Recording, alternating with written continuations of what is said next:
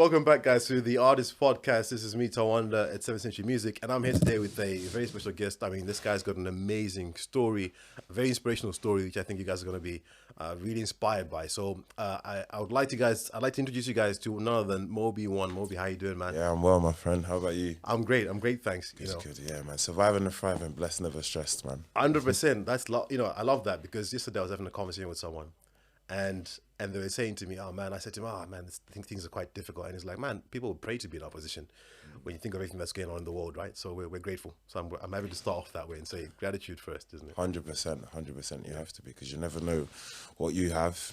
It might be your demise, but it could be someone else's blessing. So, Absolutely, man.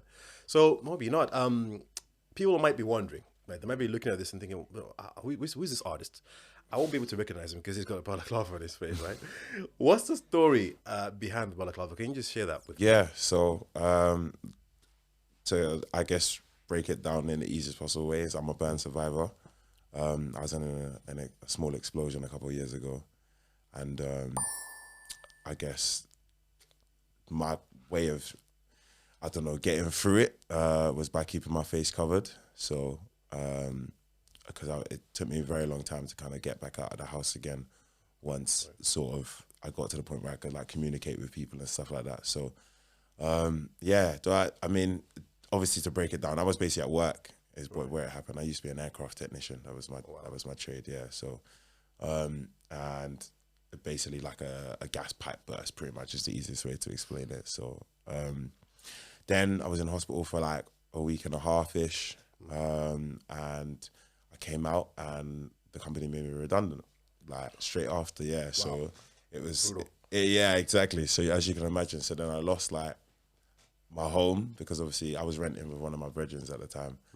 Then I couldn't afford rent anymore, so I had to like move back in with my rent, which was like, again, difficult. But like mental health wise, it was just mad difficult, like especially for my rents to try and like understand what was really going on with me, sort of thing. Like their independent son had now kind of almost become like a baby again, sort of thing. So that sucked a bit. And then I guess I've just kind of been building myself back up from there. And like basically because it happened during COVID, there was no like therapy really because the NHS was quite stretched. So like I was supposed to I had to go like every 2 or 3 days to the hospital, which was like an hour and 45 minutes away to get like, I can't remember what they call it.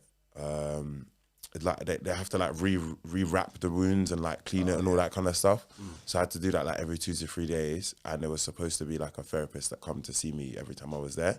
And every time I went there, like she just didn't come into work that day, or like, yeah. So it was just constant letdowns. Like I think I saw her once in like 6 weeks or something like that. So that was just mad difficult for me. But then they gave me this leaflet that had like a bunch of different, I guess, charities on it, like Salvation Army. I think was one of them, like a few places you can call. And one that stood out to me was the Katie Piper Foundation. Okay. And they're like specifically for burn survivors. So I just basically, like, you could literally send them a message on WhatsApp. So I just sent them a message on WhatsApp. I guess like tried to explain from what I understood what happened, because I didn't really remember like too much of that accident, to be honest. So, and then, yeah, like literally they, I guess, set me up on their program, and they've just been a mad support network since, sort of thing. They were the ones who helped me learn to creative write, just to get my thoughts out. Oh, wow. And that's kind of what turned into this music that I'm doing today, to be honest. So, wow. Yeah. Man, well, shout out to them. Yeah, man, they're sick. They're actually sick. So, like, I don't know. They saved my life in many ways, so I'm very grateful to them. Wow. I mean, just to give them a shout, because I'm going to probably maybe say this again, but it's amazing that you find yourself during COVID, but in the worst scenario like that. You know what I mean? I'm impressed because you speak about it in your music, and I think your song Vio, you talk about that a little bit, right? Yeah, briefly. I briefly touched on it. So Vio is kind of more like I'm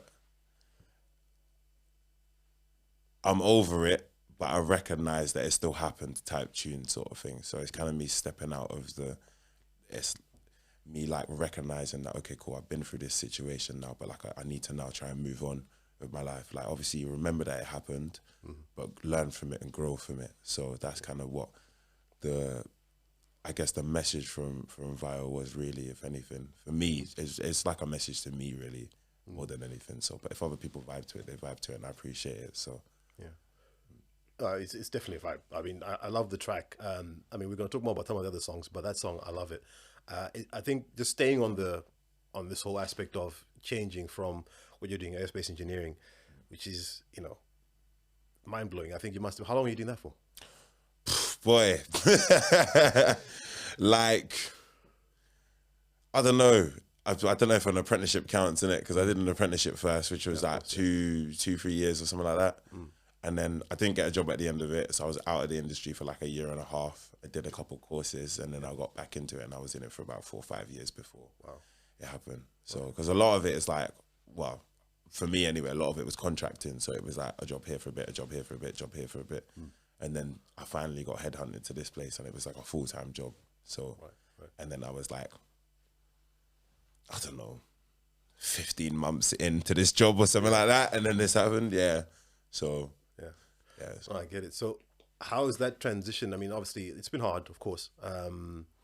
Career-wise, obviously, what are you focused on? Because I know a lot of people look at it and go, for a musician, you don't really have to work a job and push your music at the same time. And I know you work hard. So I don't know how you're managing this. How are you managing this whole thing? With great difficulty, my friend. I'll tell you that for free. So I was just doing a lot of research, like, on so many different things, on like how to piece together all of my music, how to put it out in the right way and stuff. And apparently I know a lot more than a lot of other artists do, which I just thought I knew what every other artist did, but I just do a lot of research. I watch a lot of YouTube videos and a lot of like TikToks on how to do things the correct way, how to market your music, how to understand the algorithms and that kind of thing. I don't know, it's like a hobby for me, like learning. So I just basically implement everything that I learn and then assess everything that I've done and then just try and take the good bits and push that into the next campaign and move that forward, basically. So I've got like a little team now that are quite helpful, but obviously at the beginning it was very difficult. But I feel like I worked way harder at the beginning to like, because I had such a passion of fire in my belly to like, I don't know, it was my therapy in it. So every time I performed, every time I wrote a song, I just felt better. Yeah. So, and it's still the case now. It's just the music's probably a little bit different from what it was when I first started. It was a very like angry, aggressive sort of stuff before, and now it's a bit more vibey now. So I hear. I think as someone who's probably been in, like you said, in the engineering space, your mind thinks logically, calculating things, structure, order, and then there's a process, right? So I think 100%. Definitely helps you out coming into this and saying, okay, my music, how do I structure it? What's the process and everything else? So I think that's amazing, man. I think that's really dope. You talk about the music, which is being angry. Let's go on to the music side of things. That's what we're here for. Some of the earlier songs, which are some of your earlier songs, because I was listening to your whole discography and some of the songs that you've made before, which is, you know, I'm hearing your new music. Vi is one of them, the new one, and then obviously Over the Counter Freestyle. I love that as well. That seems to be a favorite. For some reason, everybody loves Over the Counter Freestyle. It's fire, honestly. It's fire. I think it's authentic, it's raw, and you're talking about some deep stuff there. Can you tell us more about Over the Counter, man? So to be honest with you, when I made Over the Counter Freestyle, so probably people who know me know that I got a lot of frustrations with the judicial system and the government anyway in general. So I speak on a lot of topics about them. I've got a bunch of tracks that I've made that I don't know if they'll ever see the light of day, to be honest. There's so much stuff that I've made over like the last year or so that I'm not sure if I'm ever going to release it, but I got some stuff off my chest. That's the easiest way for me. But Over the Counter Freestyle, I'll be real with you. My producer Veli, who I work with quite regularly, he's like, I guess like my main engineer. I've been with him since like I first started writing, sort of thing. So I guess he doesn't make beats as often because he's an artist as well himself. But the first beat I got from him was the Margin Boo beat. Yeah. And then there was another producer called Hector E. He was 14 at the time. Wow. Yeah, honestly, mad talented Hector. And he sent me over this beat for a track I got called Melanin, which isn't out yet. And I just remember we was in the studio in Morden. That's where we used to record. There was like no soundproofing, nothing. It was like, yeah. And I just hit this mad note and everybody in the studio went nuts, yeah. And like, I've not really been able to hear it since. That's happened to me a few times. Yeah, literally. So, like I recorded that and everybody's like, this is the one. So we've been saving it for a while because we don't really know when to release it. Oh, wow. So then what I tried to do with Over the Counter Freestyle was like recreate that song, but like with all the topics that I wanted to speak about, because Melanin was a bit more personal to me. It was about like my mental health and like battles that I've been having in my head and stuff like that. So I wanted to like put it into a narrative for other people to understand, because I knew that Melanin was only going to resonate with certain people that were going through certain things. So that's basically what I tried to do. And then I kind of threw in a little bit of sauce with the, I think I did like a Chris Brown, like bridge or something like that in it or something like that. I was like, who's doing that vocal? Yeah. How you? You know what? Yeah, that was me. Yeah. Oh, Do you know wow, how many sick, people were like, where's the feature? I was looking for something. Wow, man. Yeah, so I just put, I guess like topics about me growing up as a Nigerian boy in London, like, and issues to do with the police, the government, like, just the treatment of black people really in this country in general, I guess in the world really, but like I could only really speak off of my experiences, so I just went off of what I knew and what I'd seen. So yeah, it was more just like a message. Yeah. It's interesting, man, because when you're talking about like growing up in London, I didn't grow up in London, I grew up in Zimbabwe. Okay. And my experience is completely different. I know my friends who grew up here have a completely different experience. You know, my experience with the police, again, completely different, because growing up in Zimbabwe, the police, they're different. There's a different vibe over there as well. You know, I think your music is a good reflection of your experiences. Like most people's music, or most artists' music, is always going to be like that. So when you talk about your music being angry in the beginning, I'm really interested to hear. I'm probably going to go back and listen to it more now that you've told me that, and it makes a lot of sense. But I want to know, what part of that is that? How much of that made you choose like the genre and the style that you're doing right now? What that I'm doing right now? Whatever. I mean, in terms of like this, why did you choose this expression? Because people talk about choosing the expression. I felt like, because I guess like in school and stuff, I used to rap in the playground and stuff like, and obviously I don't know if people have ever been to a live show and they know that I guess I try to beatbox at times and stuff. Okay. So for me, it was more about like, I guess the closest thing I knew to music was like gram culture, like in the playground, like rapping with my friends and stuff. So the easiest thing for me to go to was something with where I could be skippy and just, I guess, throw my words about in a way that I felt the most comfortable sort of thing. Because I didn't really feel comfortable rapping slow. Okay. And for the first like year, I was just like writing. Like I didn't like my voice at all. Like I hated my voice. I just was like, I don't sound like a rapper. This is not how it should sound. Like my voice isn't like deep enough. Like all of this kind of stuff. Because you know there was that era where like all of the deep voices were going like really hard, like the Pop Smokes and like the Abracadabras and stuff like that. Everybody like was trying to do the deep voice, even like Lowai and stuff like that. So I was just like, oh, what am I supposed to do? Like my voice ain't deep. And Kidding me.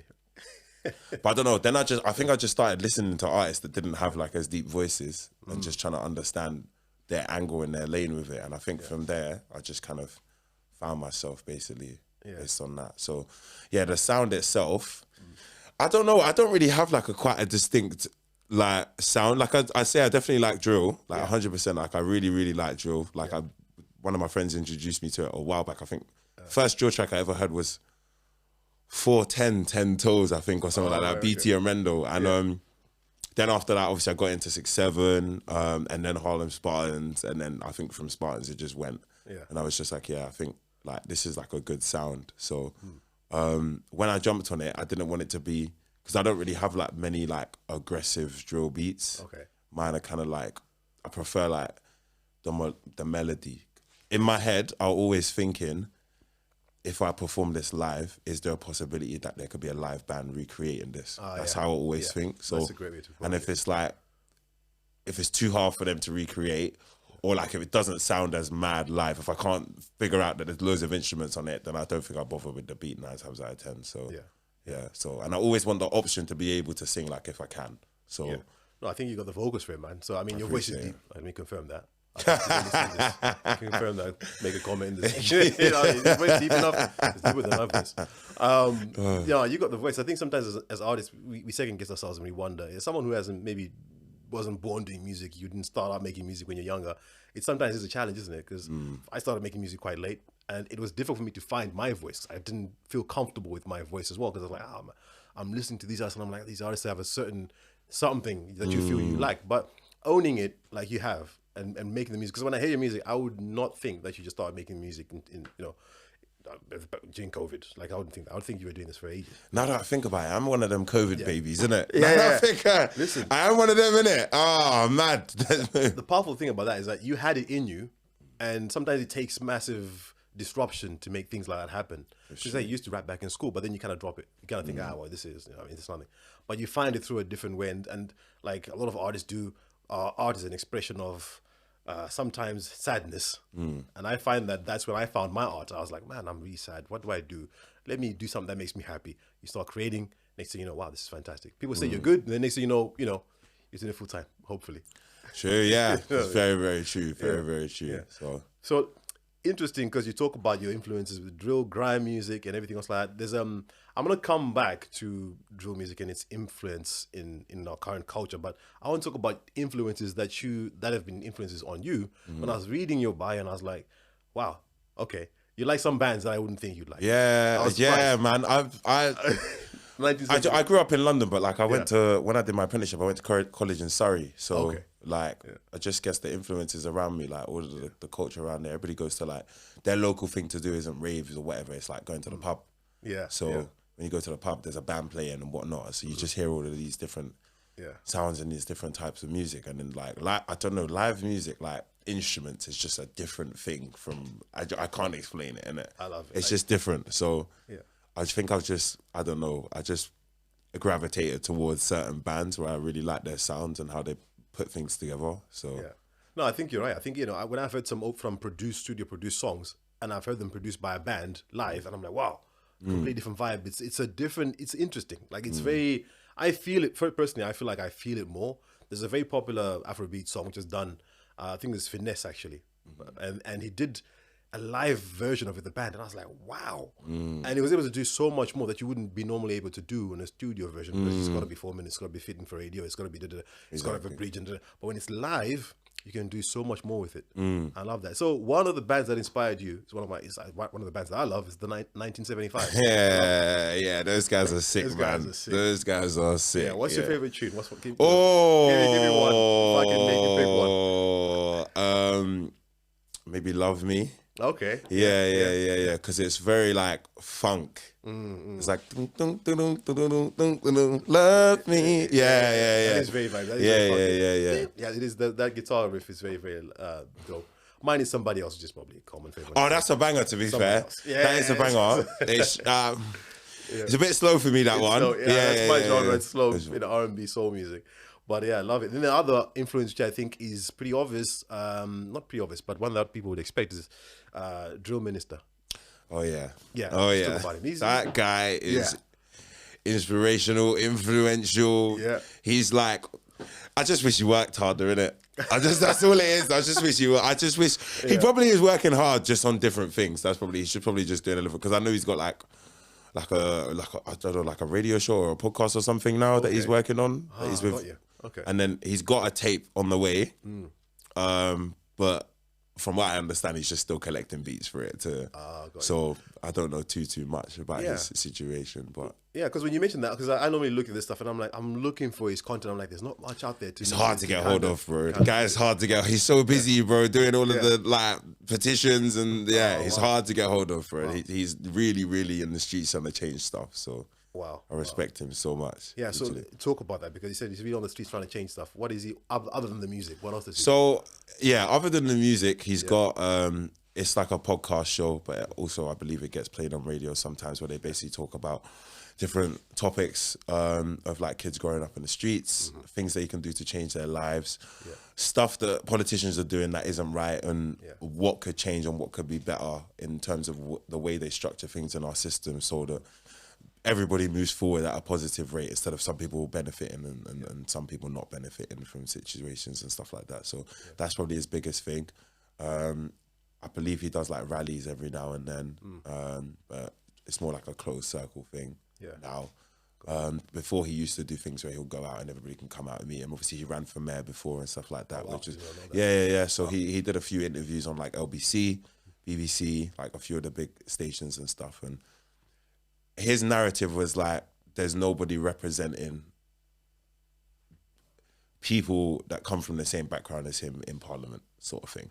And people will say they are, because obviously, like, I think Sadiq Khan came from a council estate, and do you know what I mean? But it's still not the same, because I guess they're not the same people they were when they were growing up on that council estate. So they've got a completely different mindset now because they're earning a certain amount of money. And do you know what I mean? So their style is completely different. They're not as embedded in it as they were. And things are worse now than they were when they were kids. So it's just a completely different narrative, if anything. So he just brings awareness to all of those things, which is really good. And his music is very, very informative, but without you... Like, you can listen to it like a song and not realise that you're getting information that's actually really influential and useful for you to know, which is what I like about it. It's very, like, easy on the ear to hear, but he's still telling you facts and he's still helping you learn about what's actually going on in the society and stuff, which is why I need him to drop more. Yeah. So, because I feel like I'm a little bit more direct with it. I'll just shout it in your face, like, nah, I heard it. F this politician, nah. I heard it. But he'll do this thing where, like, he hides, like, words that politicians have said in Parliament in the song. Like, it's mad. He's got this song called Nove Ricci, and basically it's like a mashup, like, of quotes from what people have said in Parliament specifically, like exact words. Like, he's even got the quotes on the screen and he's put them into a drill song. Like, how can they say that drill is inciting violence when you guys say this in Parliament? And there was one thing where it said, like, I can't remember the girl's name, but it said something about knife him in the back. Like, and I'm thinking, where's that from? It's like it was a quote from someone who was in Parliament. They were basically, I think they were just describing it in a figure of speech. But but that's powerful, man. To take, I love that you're saying that. It's mad because there were so many quotes. That's what it was. There was so many different quotes that he put it into a whole thing and made it into a. It was crazy. I was like, wow. I don't know how long that took, but blown away. You know, I love this topic because I was in the position where I was debating the topic one time with friends, and they were like, "Oh, drill music is it's a negative influence," and I was saying, "Well, drill music is no different to when hip hop came out," and folks are like, "Oh, hip hop is a negative influence," and I was like, "No, it's these are the people who are in that culture who are experiencing something and they're expressing it in the way that they know how to express it, or the way that they want to express it. So why should we now because it's not our music taste? Why should we shut it down because we just don't like the taste of the music?" I didn't like that. And so I love that you're saying that, because a lot of people are going to be watching this, are going to be thinking, I'm not a fan of drill music. Drill music is all about violence and it's all about guns. But here, you're hearing that the drill minister is talking about things that are current, and he's talking about conscious things about the world that we live in. And I love that, because I heard it, I think in one of your songs, was it Government Use? Oh yeah, that's I'm actually featured on that, so that's actually not my tune. That's was Arcane on that? It's Arcane's not on that. It's L4. Okay. And I don't know exactly how to say his name in it, because I didn't know he was on the track until he was on the track. Well, I know his real name is Harley, but his rap name is like H4. Yeah. Because he also does like visuals and stuff like that. But I met L4. I met both of them actually, to be fair. I met L4 and Harley I'm going to say like a year ago with one of my bros, AJL, at like a show. I went to AJL's show to watch him, and like they were also performing there basically. And then we linked up, and then literally we went to the studio session like the same night. It was mad. So, and then, I guess we were just throwing bars in left, right and center. And then eventually L4 hit me up and was like, yo, I need like a hook and a 16 or something. So I wrote like a hook and a 16, and I ended up just using a hook. Which is cool. And then, the tune came out and I was happy with it, to be fair. Like, it's a nice tune. We've got some other things in the works as well, which is really good. Like, some other stuff I'm really excited for. So, just can't wait. I like their music. Their music's exciting. It's jumpy. They've got like smart beat selection. So yeah, man. No, that's dope. I really loved the tune as well, man. I think, like you said, you know, without kind of drumming on too much about it, I think it's important for, you know, because I've had incidences where I've had artists who perhaps want to come on the pod, and then I listen to their content and I'm like, okay, this is good music, but we also have to think about what we're representing. So I'm always interested in finding out what the artist represents, what they stand for. I'm not trying to judge them and say, you know, you're bad for singing about this or that, but it's always interesting to hear artists like you and artists like the Drill Minister talk about the things that they talk about, because music is broad, hip hop is broad, drill music is broad. It's not just one genre. There's sub-genres within that genre that I think you guys represent so well. So I love that, man. I love that. Thanks, man. And I think I want to talk about one more of your influences, Kendrick Lamar.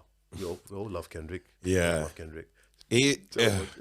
Kendrick, I don't know, man. He's just got me through a lot of difficult times. It's probably the easiest way to explain it. It's just his music.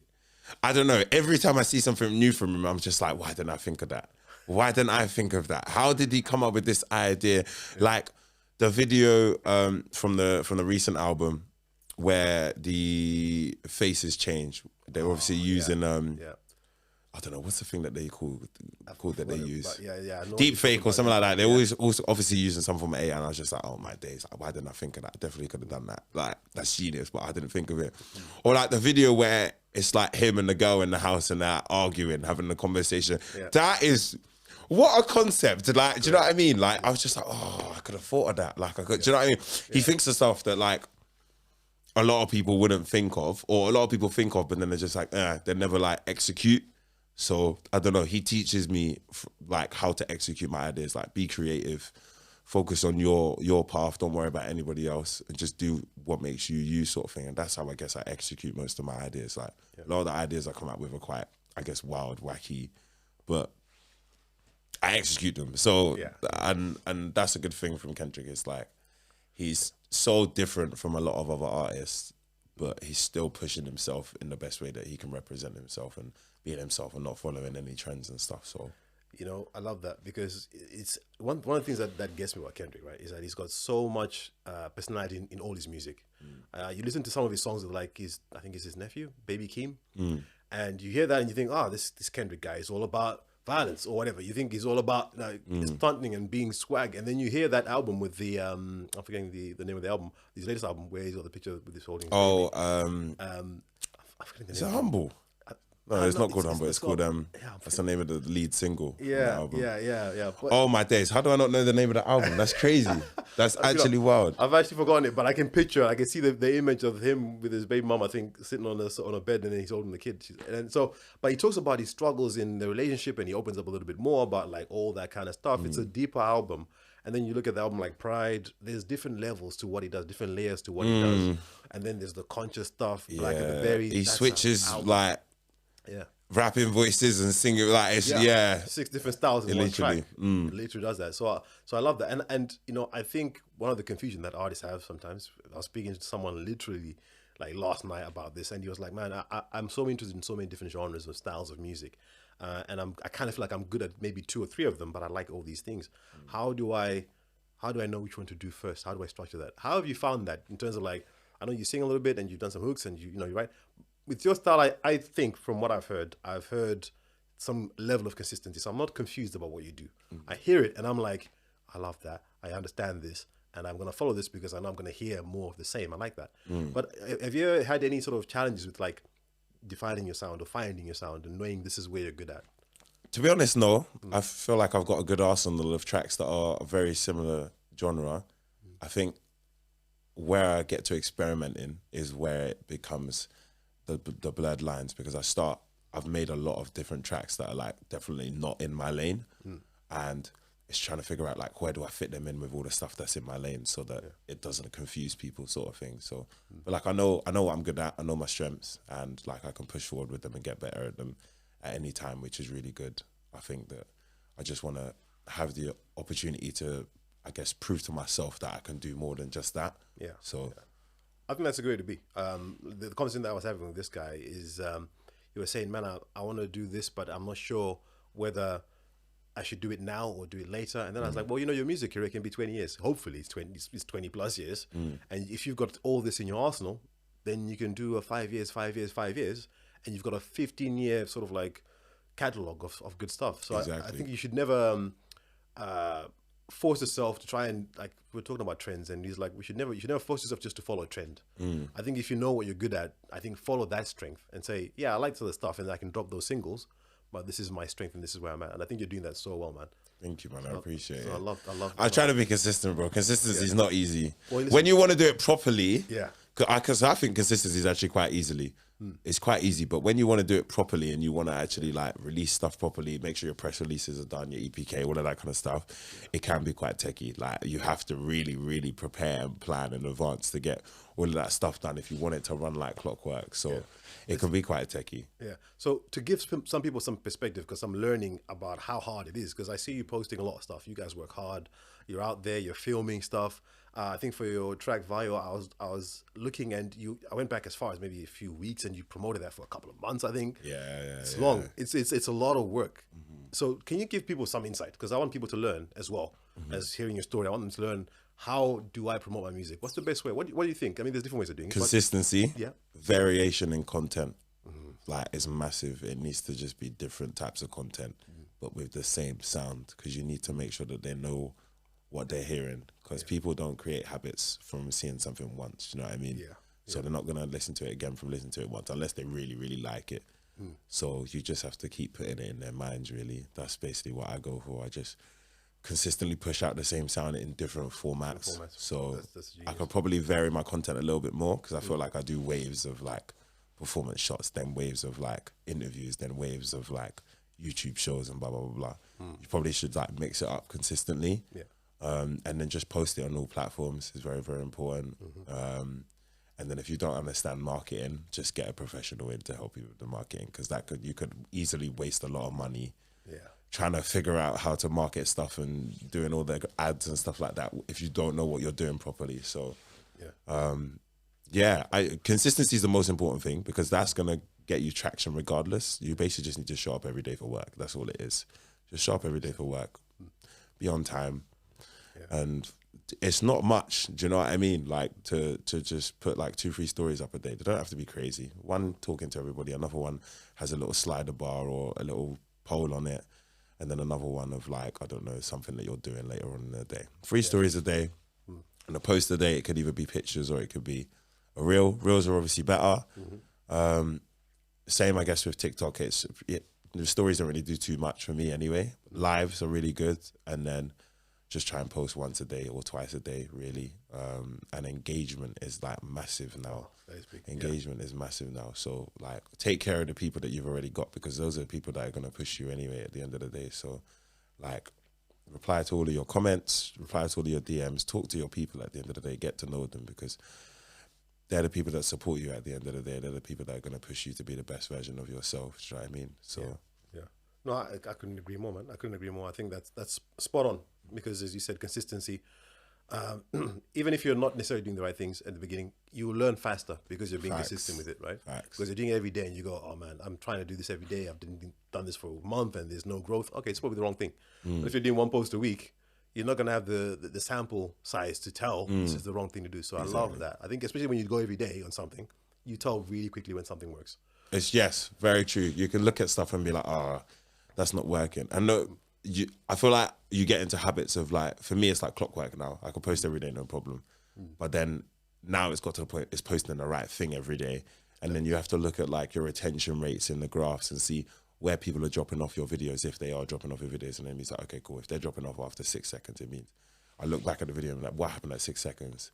Okay, cool. I need to switch this. This needs to be better for the next video. So you have to analyze your stuff all the time, because if you want to be better, like you always have to reevaluate and reassess things. It's as simple as that. If you want to get better at something, you train.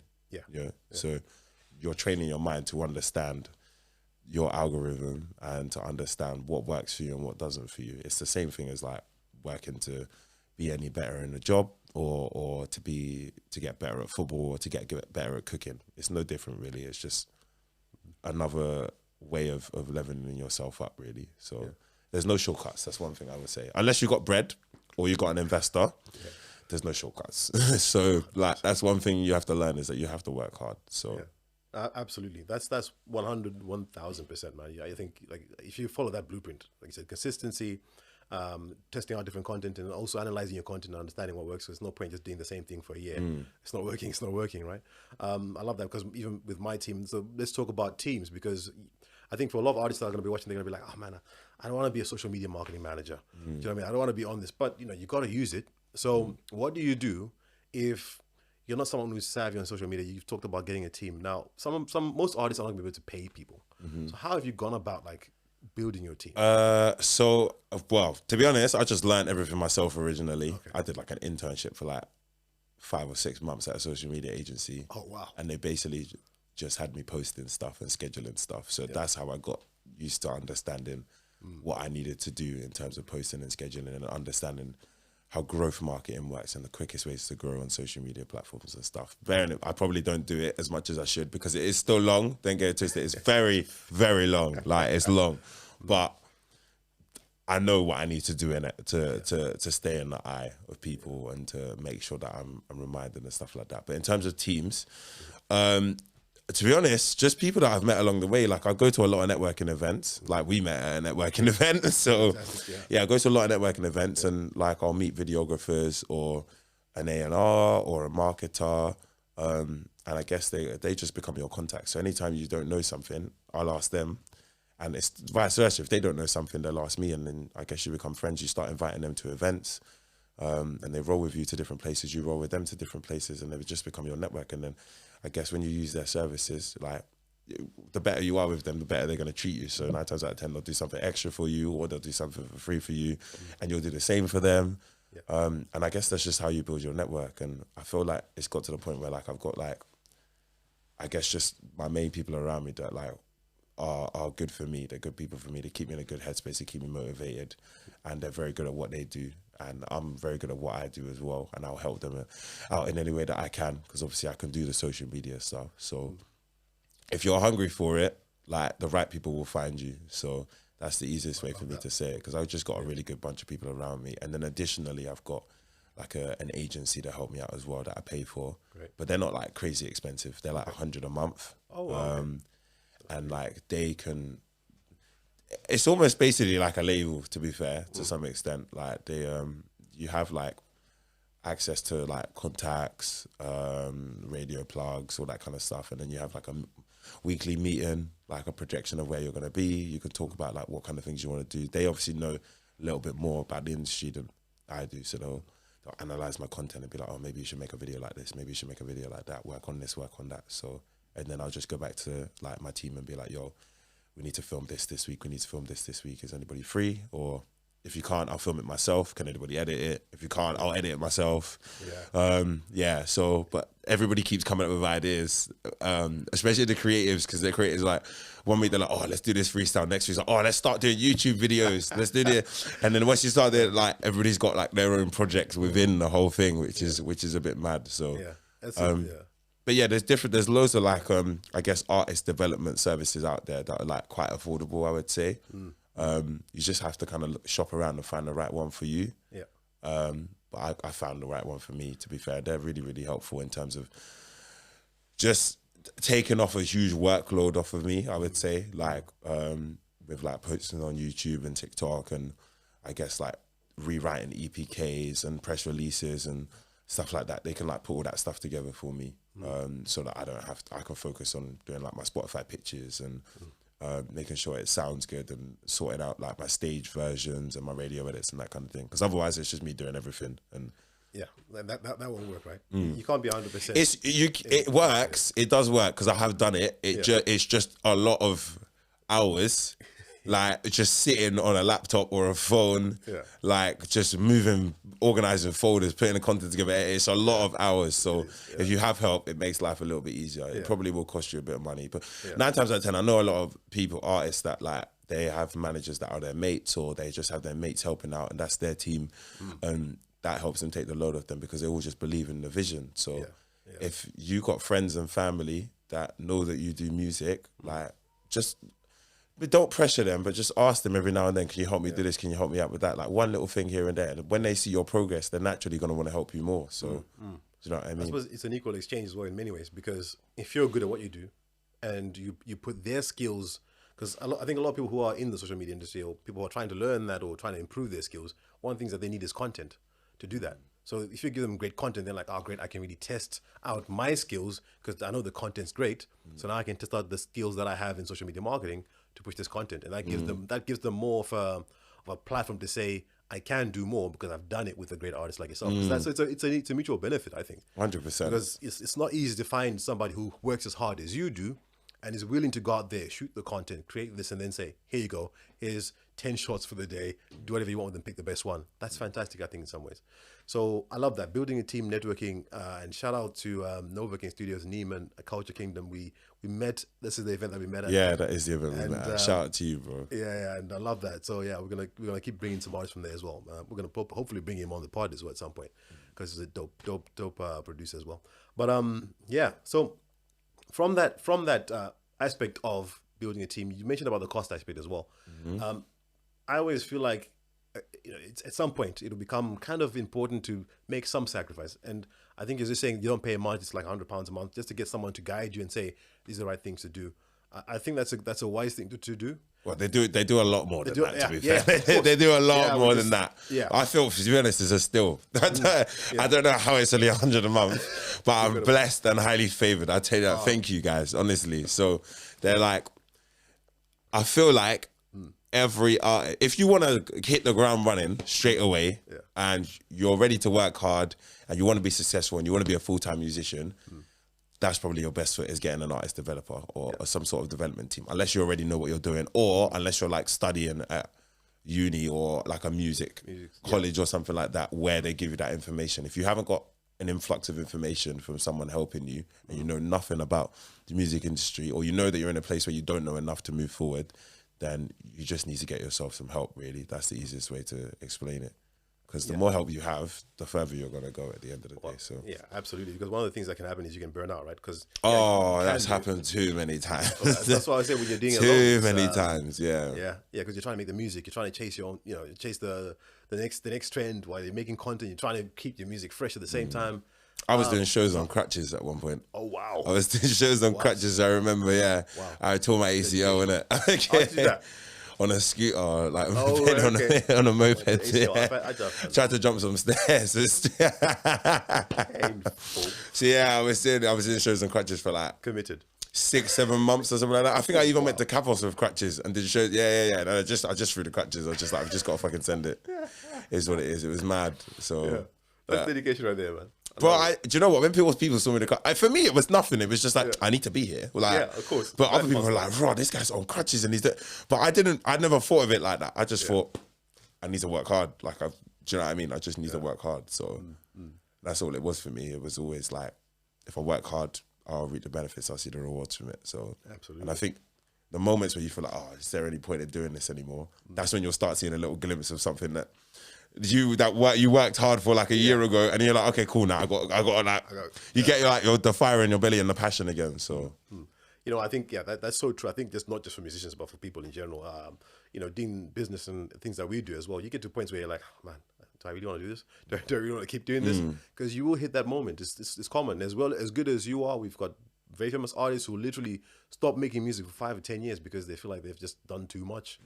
So it's not uncommon. So if you're an artist and you're making music and you feel like, you know what, do I want to do this? Sometimes it's not that you're doing the wrong thing, but it's just that maybe you need to figure out a way where you can have some longevity, create some longevity with yourself, where you don't burn out as much, create little breaks, do things like that.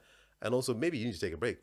Sometimes there's no harm in doing 100%, yeah. Like, I feel like you have to give yourself some form of structure. Like, most creatives are creatives because they don't want structure. They don't want this 9-to-5 life. But you still have to have some form of balance and structure, because a lot of creatives overwork themselves with balance. I know that for a fact. Like, my videographers and editors, my guys, they're like my best friends. They do too much. Like, they do too, because I do too much. So I know that they're doing way too much. You know what I mean? So, like, you have to have some form of balance. You have to like one of the guys I work with, Ash. He's the one who runs over the counter actually.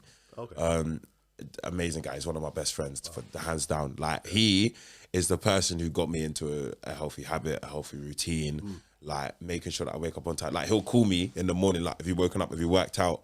Like, do you know what I mean? Like, it's like, okay, cool. What's on the list for today? What needs to be edited? What needs to be done? Do you know what I mean? And then we'll hold each other accountable. We'll do the same. Same with Chip. If Chip's got work to do, I'll call him like, yo, bro, what's the plan today? What have you got done? What do you need to get done? Is there anything you need me to do to help you so you're not stressed? Like, I mean, so we share the workload regardless of what the work is, because they all obviously, they've got other jobs as well where they're working either with other artists or like Chip's got a job with like, I don't know, like a football academy or something he films it. So like if he ever needs me to do the overlays or whatever, like we'll always just help each other out wherever we can, so that nobody's ever stressed, nobody's ever overworking. We can always help each other out. It's the same thing like when we're traveling to events. If someone's like not got enough money, we'll all just chip in to make sure that the person can get there, that kind of thing. So we're a team at the end of the day. Do you know what I mean? We're as strong as the weakest link and as weak as the strongest link. So yeah, well, you know they say, if you want to go far, if you want to go fast, go alone. But if you want to go far, go together. Exactly. That's it. You got it. You got it down pat, man. I love that. That's absolutely powerful, man. Yeah, I mean, people don't realize that. That's the thing. People don't realize there's strength in numbers. Like when there's more of you, the industry can't ignore you. So like, do you know what I mean? You force your way through at the end of the day. So like, and I would say there's so many different underground communities in the UK, like loads, like so many different ones I've met, and people that I've crossed paths with, I've even like made tunes with in like multiple different communities. Like if everybody just work together, everybody will win, really. So dude, that is so true. And you know, touching on what you just said about even getting the team to work with and people to guide you, you know, I think one of the things when I spoke to one of my very good friends, fantastic singer, and he was trying to plan his career out, and he was doing it in a way which was like, I'm doing it by myself, I'm doing this, I'm doing that. And I remember we had one conversation, we hadn't spoken for like maybe 6 months, and I had one conversation with him, and it's like that one conversation was just able to give him a lot more clarity on things that he was doing. So when you have many people, like you said, who bring you ideas, who hold you accountable, who ask you the hard questions, is this really what you need to be doing right now? Yeah, it's just mad powerful. Ash is definitely one for them. And Chip will say it in like a chilled way. Yeah. But Ash will be like, bro, that's not it. This is not what you keep focusing on right now. He will be so real with me. Sometimes I'll come back from the studio, I'll be like, yo, we need to listen to this. And he will violate me on his literally. Oh my God. So I don't know, man. But you need that. You need that to know, like, okay, cool. Like, whether or not it's, do you know what I mean? Sometimes you have to believe in yourself, 100%. Yeah. But you also need to listen to the people that are in your closest circle, because they know your traits, they know your sound, they know your habits. Do you know what I mean? And they understand how things work as well. So true. Very true, man. So that's dope. I love that. That's the team. So tell me about what's going on next. We've spoken a lot about stuff. What's going on next? So I'm working on. I did a remix challenge for Vio not too long ago.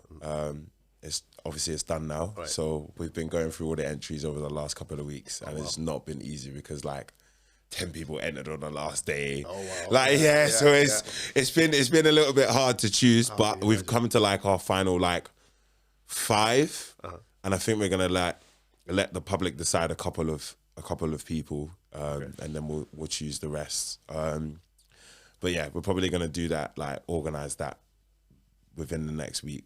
Is that happening on all? Where can I see that? If I want to, like, on all social media platforms on your channel? So yeah. So I put it up it was on TikTok, YouTube Shorts, and Instagram is where we put up like the details for all of that. And then I've put like you can have like story highlights. So everybody that's entered, or majority of people that have entered, I've put theirs in the story highlights so that you can see and listen to their verses and stuff like that. But yeah, we're gonna pick that. Then once we've picked the winners, we'll get them into the studio, we'll record, we'll get a video done, and then a whole campaign done as well, which will be sick.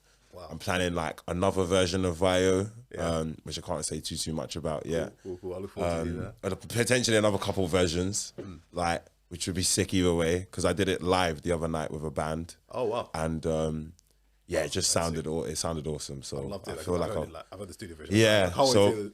Yeah, so I feel like I wanna record like a live version of it as well with a band, just to I don't know, maybe hit a different market. I feel like it's a different song when it's completely. When that happens, it's wow, 100%. Man, I cannot wait to hear that. Yeah.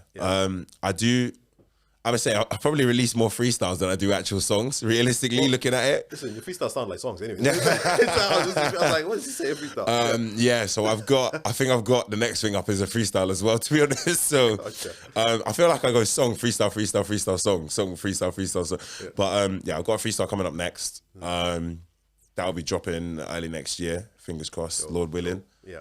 And yeah, I've basically pretty much got all the content I want for it already, which is really good. So yeah, I'm just trying to be as far in advance as I can now, so that like everything starts to run like clockwork a little bit, basically. Just keep it moving steadily. Gonna be uploading a little bit more to YouTube, just kind of like what happens on a day-to-day basis, the process from start to finish of like making a song or like a show or I don't know, like a freestyle video, or anything that we're doing, all of our antics, because we just run around London moving mad most of the time, to be honest.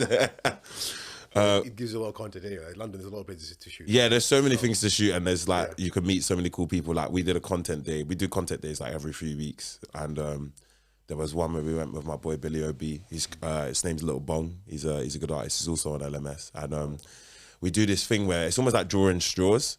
Or we've got another one called, it's a game called Angry Oji-san, which is on your phone. And we can play it if you want, actually. Okay. It basically, like, it has, like, loads of little heads. Okay. And you tap the heads, yeah? There's, like, let's say 20 heads, right? And as soon as the head comes up on the screen, angry, that means you lose. Oh, right, and you have to be the person that goes. So all we rock, paper, scissors if we haven't got that. But whoever loses is the person who has to, like, go and approach someone to, like, have, like, a networking conversation. It just helps everybody build their confidence, helps everybody grow as a person. So, Lil Bong, he approached this group of dancers. They were like, I think like a K-pop dancing group, right? Oh, wow, okay. And he just was like, yo, like, my name's Lil Bong. With my friends, we're out promoting our new songs. It'd be dope if like we could, like, I don't know, collaborate in some way. They was like, yeah, cool. So they heard this song, come up with a routine in like 5 minutes. Wow. Boom. And then literally we shot it like there in central Leicester Square. Oh, like man.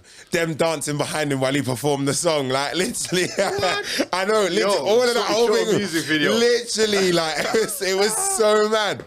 Wow. And in my head, I was thinking, damn, man, why did I lose? Bro? I was like, why didn't I lose? I was like, damn, that is a sick shot. Sick like, shot. Oh, yeah, my days. yeah. Wow. So, wow. Oh, I love that. yeah, Wow, it's that so is... mad. Stuff like that happens to us all the time, which is sick. We just meet, like, I remember, oh my gosh, I think I met, we were doing like street interviews where we go around and talk to people and stuff like that. I've just met like, I guess a few big people. I met Elle Brooks once, like, just loads of random people. Just out in London. Out in London, just walking around and stuff like that. So it's a nice vibe. And sometimes some of the artists we know from like the other communities, they'll come with like a big speaker and stuff. And they'll busk, and then they'll just let us have set times, and we'll just all come on at like different times. So we'll go around, we'll do some content, we'll come back, we'll do a set. We'll go around, we'll do some content, we'll come around. So it's a really, really good idea, to be honest. You just meet loads of people. Yeah. We can give out like our promo material, our stickers, and all that kind of stuff. So, Wow. yeah, it's just another way of like, I guess, letting people know about who you are, what your story is, why you're making music, and trying to connect to people more. So, and I guess for some people, it's a way of making money, because like even TY3, he's one of the ones that brings the speakers. He's got like his own little PayPal machine when he's performing and that. So yeah. So if you want to donate, they can just ping. Yeah, they can donate. Yeah, they can just put however much they want and just, or like there's a bucket and you can put like coins and stuff like that as well. So yeah. You know, I think that's so dope, man. That way of growing your network is so fascinating. That's out of the box thinking. That's creative. Like I said, that gives you more content. I love the idea of having a little, PayPal sort of pay point thing with you. It's one of the things that we're trying to develop as well, is actually helping artists to make more money doing whatever they're doing. Because I think a lot of artists, sometimes music is not the thing that people want to buy, but they want to buy an experience. They want to buy some sort of feel into getting into your world, whether it's like it's your live performances, it's chilling with you, playing games with you. It's just doing things like that people don't think about. Artists think that it's all about the music. It's not all about the music, right? It's about that connection. I don't know. A lot of artists, I would say, try to sell like a lifestyle, really, and like music isn't really as glamorous as it all looks. Maybe for like a few top artists, but for the most people that are full-time artists, I had literally met a girl the other day who signed to Sony. She went triple platinum in Korea, and she's still working like a day job in like a coffee shop. So like that's the reality of music. Like some people are just not getting it the way that they want to. There's different avenues and ways, and I'm just very blessed that I managed to use my social media skills to be able to like get an income from social media in other ways. And then like I write verses for people, I write hooks for people as well. I could do people's cover arts and all that kind of stuff. I edit loads of people's videos. And I just lucky that I have enough skills that are still within like music related stuff. So I just try to make sure that if I'm working, everything I'm working on is going to help me develop my music more and my whole visual aspect consistently. So then that way I'm not like, I don't have a job like working, I don't know, let's say in retail, and it's not benefiting me in the long run in terms of how I need to move forward sort of thing with my music. So, because I don't feel like, maybe networking would be really good skills for retail, but other than I guess networking skills, there's no guarantee you're going to meet someone that's important. Do you know what I mean? Whereas like if I'm editing videos every day for other artists or for YouTubers or whatever, that directly puts me back into editing for myself. Like it just means I get better at editing. 100%. So that's such a key point there. I love that, because I think if you can stay within the same realm, the same sphere of what you're trying to build yourself in, you're going to grow exponentially. Yeah, a lot of people don't realize that, because like I met a girl who does like sampling. Like she literally just sings like riffs and random hooks and stuff that she'll generate on AI, and then just sells them as samples, and then people just sample them into beats and stuff like that. Smart. And that's do you know what I mean? So there's so many ways, like as a musician and as an artist, to make money. It's just people don't really realize it. Do you know what I mean? So like I've only recently like updated my PRS, like 2 years worth of performances I just put into it like literally 2-3 days ago, and I was just like, I don't know why I was wasting my time for. So like so I'm just gonna be, there's so many other things that I need to be on it with. But then there's stuff like sync licensing that you can get your songs in. Like one of my friends, Mars, she got her song on Love Island and stuff like that. So you can get that. That's big. Yeah, literally. So there's so many different avenues that I think artists don't really know about. I think that it's sold as like, you make music, you do your music videos, you do a couple of like YouTube videos with some influencers, and like that's how you make your money. And yeah, it can be that for certain artists, but 9 times out of 10, it's not that. And there are other ways that you should be able to make money from your music and that you need to do so. And I guess that's why it's probably important to have a team, because a team 9 times out of 10 will know more stuff in terms of other ways to make money and research that kind of stuff. So or normal people just, if you know 10 people and they each know 10 people each, you know 1,000 people, you know what I mean? Exactly. So exactly. It's powerful, man. It's powerful. No, I love that. Well, listen, man, where can people find you, man? I know that we've spoken a lot. I don't know where people can find you. Yeah, I'm on all socials. Mobi1 2Anti, Mobi1 2Anti. So Mobi1 2Anti. And then on streaming platforms, it's just as Mobi1, Mobi1. Yeah. So dope. Yeah, man.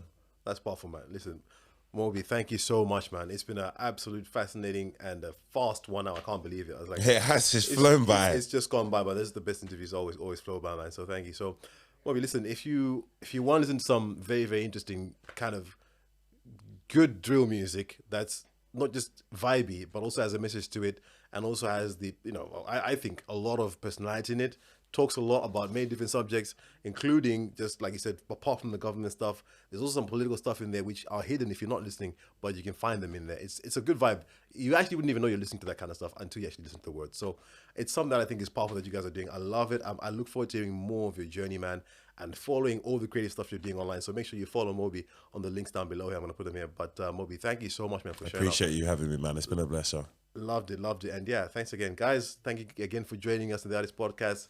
Join us again in another couple of weeks with another artist. So guys, we'll see you soon. Yeah, take care. Take care, man.